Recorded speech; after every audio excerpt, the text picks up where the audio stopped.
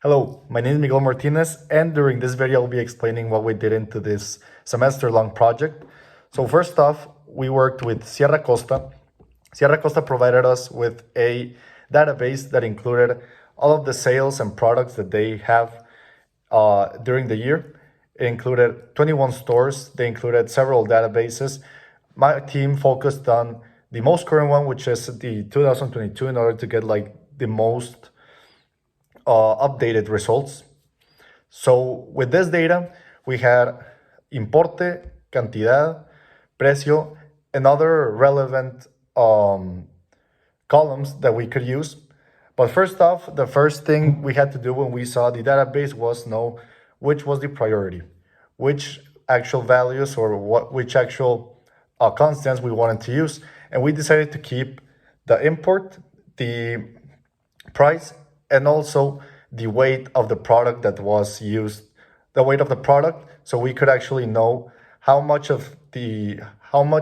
product is being sold, how much money is making out of it, and how much is flowing overall.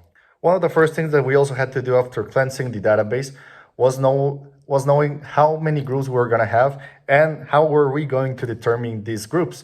So first off, we wanted to get exact results. We didn't want to generalize products. So what we did is we actually made 3 groups of 7 stores.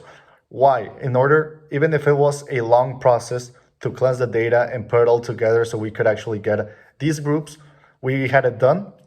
And with this, we could actually know which product flows in which store based on which conditions. And with this data in our dashboard and in our forecasting systems, we could actually get to know which are the tendencies and constants that make this product the best seller in this store, so that other stores can now use this strategy with other products or with other stores so they can have the same success rate as this already successful product.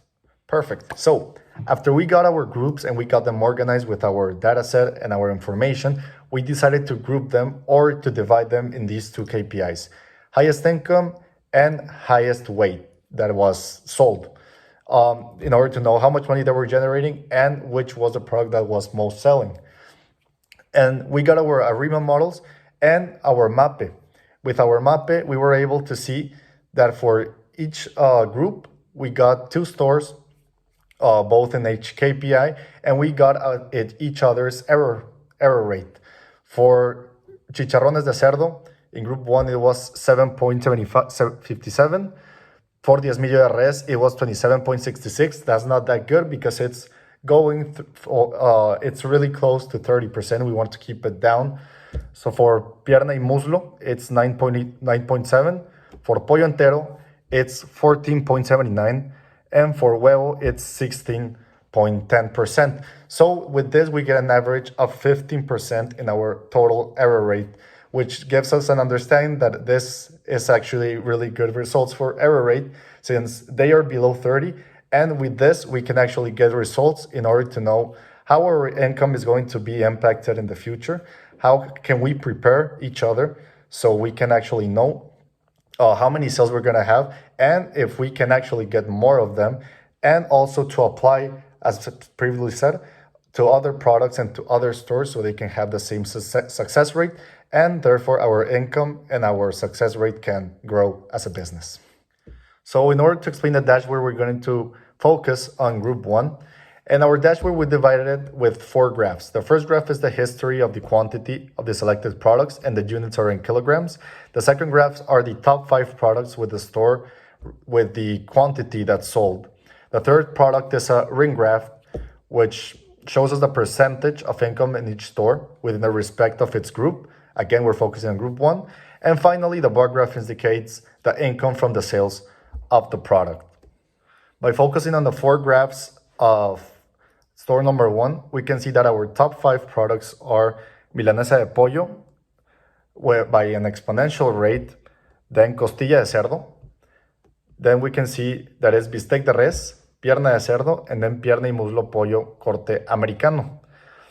We can see a linear graph that goes down, that's constant, and then suddenly goes down. And in the and then we can see a graph where we can see the percentage in which each store actually has its sales. We can see the number one with a 20% is the most popular one. And also we can see in our line graph the import per week, which goes down at the end. We like to think that that is an atypical data, or that it has something happen since it was really constant.